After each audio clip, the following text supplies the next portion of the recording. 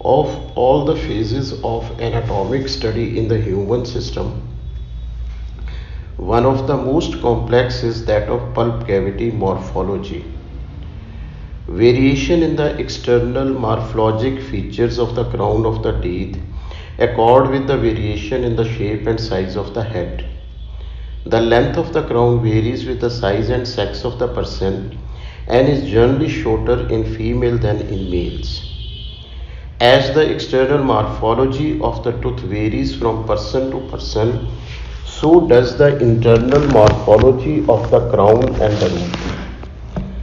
Changes in the pulp cavity anatomy result from age, disease, and trauma. Although morphologic variations occur, clinical experience indicate that these changes usually follow a general pattern, and thus the study of the pulp cavity morphology is a feasible understanding. The pulp cavity is the central cavity within the tooth and is entirely enclosed by the dentine except at the apical foramen. The pulp cavity may be divided into coronal portion, the pulp chamber, and a radicular portion, the root canal. In anterior teeth, the pulp chamber gradually merges into the root canal and thus this division becomes indistinct. In multi-rooted teeth, the pulp cavity consists of single pulp chamber and usually three root canals, although the number of canals can vary from 1 to 5. The roof of the pulp chamber consists of dentine covering the pulp chamber occlusally or incisally. The pulp horn is an accentuation a pulp horn is accentuation of the roof of the pulp chamber directly under a cusp or a developmental lobe. The term refers more commonly to the prolongation of the pulp itself directly under a cusp. The floor of the pulp chamber runs parallel to the roof and consists of dentine bounding the pulp chamber near the cervix of the tooth, particularly dentine forming the furcation area. The canal orifices are openings in the floor of the pulp chamber leading into the root canal. The canal orifices are not separate structures but are continuous with pulp chamber and root canals. The walls of pulp chamber derive their names from the corresponding walls in the tooth surface, such as the buccal wall of the pulp chamber. The angles of the pulp chamber derives their names from the walls forming the angles, such as the mesiobuccal angle of a pulp chamber. The root canal is that portion of the pulp cavity from the canal orifice to the apical foramen. The root canal is that portion of the pulp cavity from the canal orifice to the apical foramen. It may be divided for convenience into three sections, namely coronal, middle, and apical third. The accessory canals or lateral canals are lateral branching of the main root canal, generally occurring in the apical third or the furcation area of the root. A distinction sometimes made between the accessory canal and a lateral canal is that a lateral canal is an accessory canal that branches into the lateral surface of the root and may be visible on a radiograph. The apical foramen is an aperture at or near the apex of the root through which the blood vessels and nerves of the pulp enter or leave the pulp cavity. Accessory foramina are opening of the accessory and the lateral canals in the root surface. Anatomy of the pulp cavity. Much of the knowledge of the anatomy of the root canal is based on the exhaustive work of Hess. He made vulcanite Korean preparations of almost 3,000 permanent teeth. These preparations showed in minute details the extensions, ramifications, and branching, as well as the shape, size, and number of the root canals in different teeth. Though the years subsequent anatomical studies have also contributed to our knowledge of the anatomy of the pulp cavity. Root canal. A root canal extending the entire length of the root is uncommon. Either a constriction is present before the apex is reached, or, as often the case, a curvature is present. The curvature may be a gradual curvature of the entire canal, a sharp curvature of the canal near the apex, or a gradual curvature of the canal within a straight or a gradual curvature of the canal with a straight apical ending. Double curvatures in the form of the letter S may also occur. A curvature of about 20 degrees in a narrow root canal may be difficult or even impossible to negotiate the endodontic instrument, whereas a curvature of even 30 degrees may be negotiated if the root canal is wide. Success in negotiating a narrow curved canal depends on the degree of the curvature, the size and constriction of the root canal, the size and flexibility of the endodontic blade, and most important, the skill of the operator. In most cases, the number of root canal corresponds with the number of roots, but a root may have more than one canal. The mesial root of mandibular first molar almost always has two canals, which sometimes meet in a common foramen. The distal root of the mandibular first molar occasionally has two canals.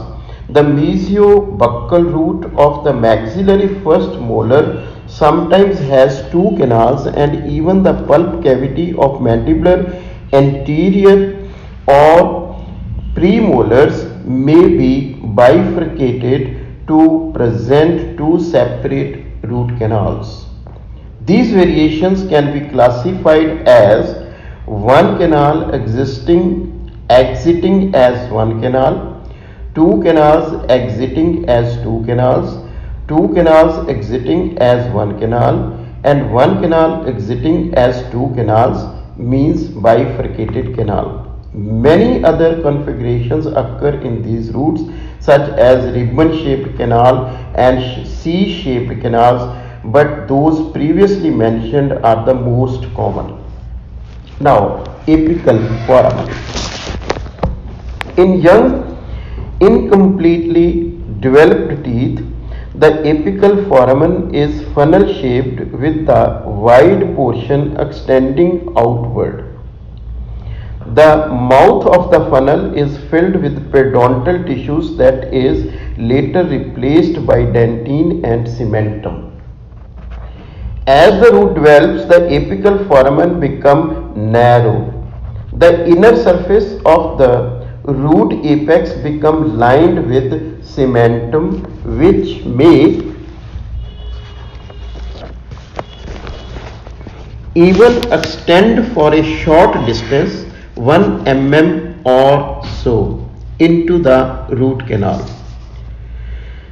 The dentino-cemental junction therefore does not necessarily occur at the extreme end of the root, but may occur within the main root canal. Consequently, it is not necessary to clean, shape or fill root canal to their anatomic apex, but rather to the dentino-cemental junction, which usually lies within the canal just short of apex.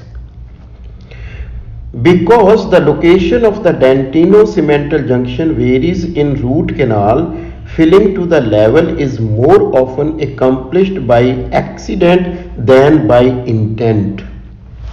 The apical foramen is not always the most constricted portion of the root canal. Constrictions can occur and do occur before the extremity of the root is reached.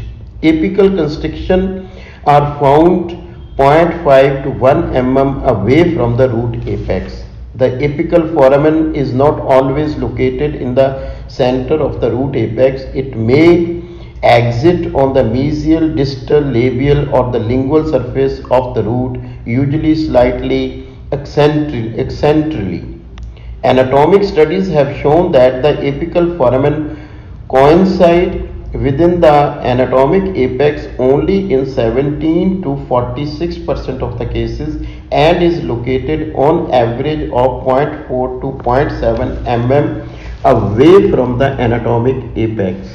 In a few cases, apical foramen has been found as much as to 3 mm away from the anatomic apex. These studies have led to the recommendation that the root canal obturation should end approximately 0.5 mm from it root anatomic apex as seen in the radiograph. A knowledge of the age at which calcification of the root apex occurs is essentially to the endodontic practice, particularly when dealing with the pulp involved or pulpless teeth of the children and the young person. As a general rule, a root apex is completely formed about 2 to 3 years after eruption of the tooth. Gives the approximate time in years of the old eruption of the teeth and calcification of the root apices. Endodontic treatment of young teeth does not affect the normal eruption. Lateral canals and the accessory foramina. Lateral canals and accessory foramina have been found with enough regularity to prove that they are integral part of the normal pulp cavity rather than the exception. The periodontal vessels curve around the root apex of a developing tooth and often becomes entrapped in Hartwig epithelial root sheath with resulting formation of the lateral canals and the accessory foramen during calcification. That this phenomena frequently occur in the apical third of the root explains the high incidence of lateral canals and the accessory foramen in this region. The lateral canals may occur also in the area of bifurcation or trifurcation of a multi-rooted teeth. These canals result from the entrapment of the periodontal vessels during the fusion of the parts of the diaphragm that becomes the floor of the pulp chamber. The reported incidence of lateral canal range from 27.4% to 35.5%. One researcher found lateral canals in the bifurcation or trifurcation areas of the premolars and molars in 2.3% of the sample, whereas another found them in 9.45%.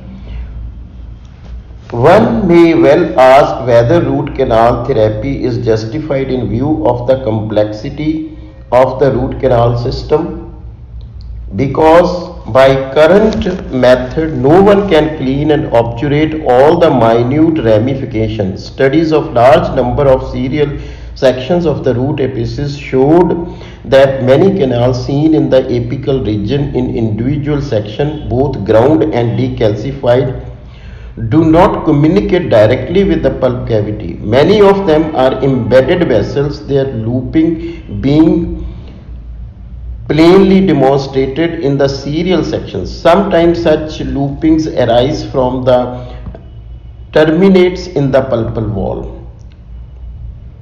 Looping arises from and terminate in the pulpal wall. Moreover, microscopic findings on extracted teeth with clinically well-filled uninfected main canals prove that nature takes care of the remaining unfilled lateral branches and apical ramifications.